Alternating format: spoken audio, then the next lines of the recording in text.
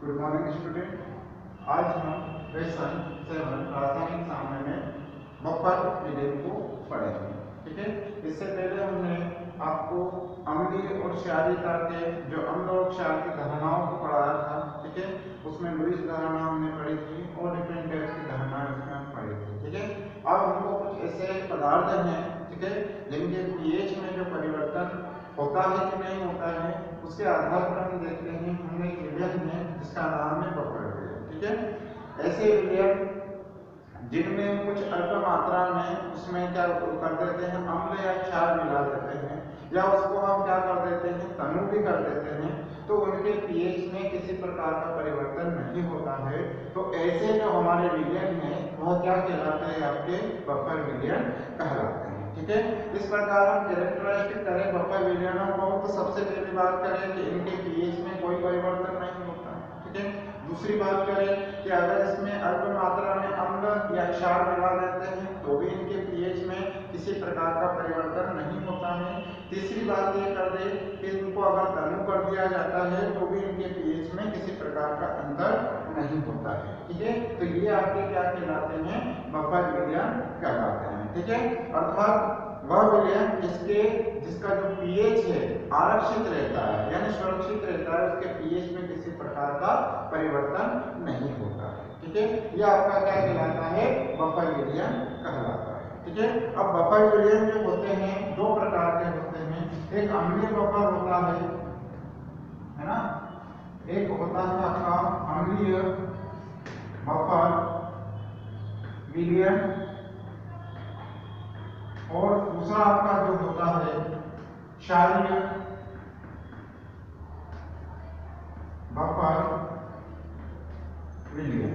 ठीक है, दो प्रकार के हमारे पास जो है बफर विलयन होते हैं। ठीक है, पहला होता है अम्लीय बफर विलयन। ठीक है, इस अम्लीय बफर विलयन को हम एक अच्छे से उदाहरण के द्वारा समझ सकते हैं। ठीक है, इसमें दुर्बल अम्ल और इसके प्रबल क्षार के बीच जो क्रिया होती है ना, इसमें क्या होती है, दुर्बल अम्ल,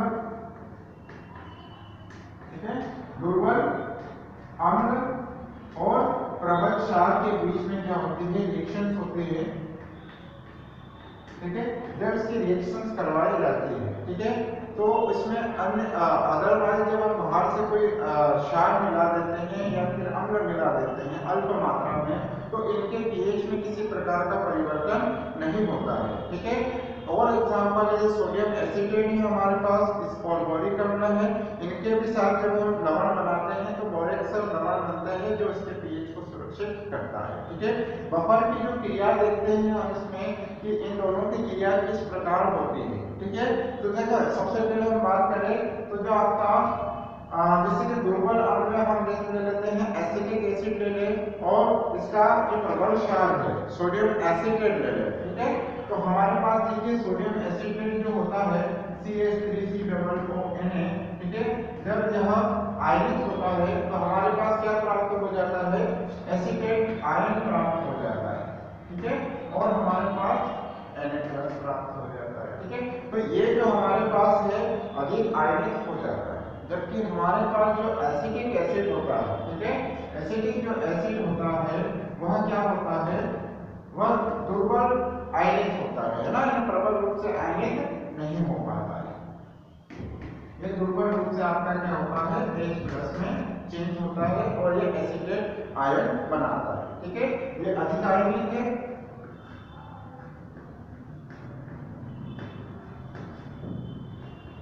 और ये आपका क्या है, कम आयनिक।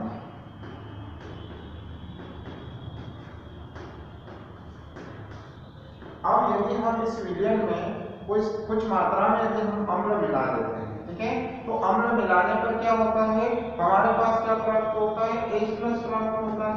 ठीक है, और ये H+ क्या करता है, इस विलयन में जब हम मिला देते हैं, ठीक है, तो विलयन में मिला देने पर हमारे पास पहले से क्या है, एसिटेट आयन प्रेजेंट है, तो ये एसिटेट आयन क्या करता है, इस H+ के साथ मिलकर क्या कर देता है, आपका वापस एसिटिक एसिड बना देता है।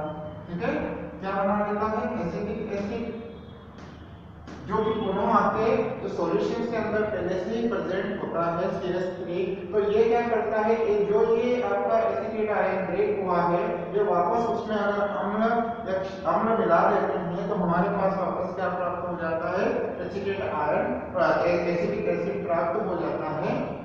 तो इस प्रकार हम कह सकते हैं कि इसके जो pH है एज वेल एज बना रहता है, ठीक है।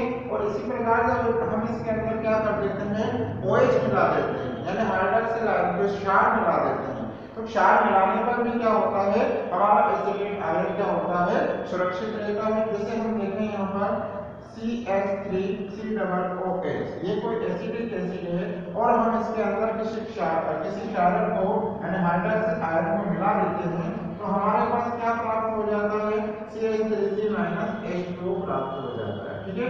इस प्रकार हम देखें तो यहाँ पर आपके एसिटेट आयन की जो है कंसंट्रेशन वो भी बनी रहती है और आपके जो H+ आ जाता है उसकी कंसंट्रेशन क्या हो जाती है, चेंज हो जाती है। तो इस प्रकार हम कह सकते हैं कि यहाँ पर जो है उस विलयन की जो है pH मान किसी प्रकार से परिवर्तित नहीं हो पाता है। तो ये आपका क्या कहलाता है, अम्लीय बफर विलयन कहलाता है, ठीक है। दूसरा जो आपका होता है क्षारीय बफर विलयन होता है ना। क्षारीय बफर विलयन जो होता है वह आपका दुर्बल क्षार और प्रबल अम्ल के बीच में आपका क्या होता है, दुर्बल क्षार और प्रबल अम्ल, है ना। दुर्बल क्षार और इसके प्रबल अम्ल के बीच में आपका क्या होता है, अभिक्रिया होती है ना। तो जब अभिक्रिया होती है इनके बीच में तो यह साथ मिलकर जो क्या करते हैं, लवण बनाते हैं और इनसे जो प्राप्त होगा अमोनियम, जैसे अमोनियम हाइड्रोक्साइड और आपका अमोनियम क्लोराइड, ठीक है, ये दोनों इस प्रकार के ही आपके क्या होते हैं, क्षारीय बफर विलयन का निर्माण करते हैं, ठीक है। इसमें हम देखें तो हमारे पास जो NH4Cl होता है ना, अमोनियम क्लोराइड जो होता है, यह आपका क्या होता है, अधिक आयनिक हो जाता है, ठीक है। और अधिक आयनिक होने पर ये क्या देता है, हमारे पास NH4+ देता है और Cl-, ठीक है। ये आपका क्या होता है, अधिक आयनिक होता है,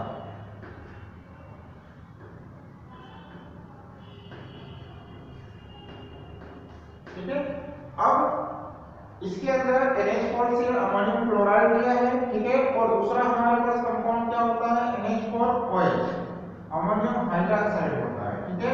तो जब ये आपका आयनों में परिवर्तित होता है तो ये आपका क्या बना लेता है, NH4+ और आपका क्या बना लेता है, OH-, ठीक है। ये जो होता है ये कम आयनिक होता है, ठीक है। क्या होता है, कम आयनिक, है ना। तो यहाँ पर हम देखें तो अगर हम इसमें अल्प मात्रा में अगर अम्ल मिला देते हैं, ठीक है, तो क्या होता है, अल्प मात्रा में यदि हम अम्ल मिला देते हैं तो यहाँ पर हम देखते हैं जैसे कि हमने अम्ल मिलाया H+ दिया इसको और इसके साथ हमने क्या कर दिया, NH4OH को जब इसके साथ हमने अभिकृत कर दिया, ठीक है। तो अभिकृत करने पर हमारे पास क्या हो जाएगा, आपका NH4+ आ जाएगा और यहाँ से आपका क्या हो जाएगा, वाटर मॉलिक्यूल आपका क्या हो जाएगा, बाहर हो जाएगा, ठीक है। तो यहाँ पर हमने देखा कि अल्प मात्रा में जब हमने अम्ल मिला दिया वो भी आपके उस सॉल्यूशन के अंदर एक NH4+ की जो मात्रा है वैसी की वैसी बनी रहती है, ठीक है। इसी वजह से हम कहते हैं कि इसके अंदर जो इसका pH है आरक्षित रहता है, इसके pH में किसी प्रकार का परिवर्तन नहीं होता है, ठीक है। तो ये आपके बफर विलयन होते हैं, अम्लीय बफर विलयन और क्षारीय बफर विलयन होते हैं, ठीक है। इनका उपयोग देखा जाए तो बफर विलयन का जो उपयोग है सबसे पहले आपके वनस्पति और जंतु विज्ञान में जो होता है इनके काफी महत्वपूर्ण कार्य होते हैं। जैसे कि मानव रक्त का जो pH होता है आपका 7.4 होता है, इसी प्रकार हम किसी भी रासायनिक अभिक्रिया में इसके pH के द्वारा क्या कर सकते हैं, इसका कैलकुलेशन कर सकते हैं।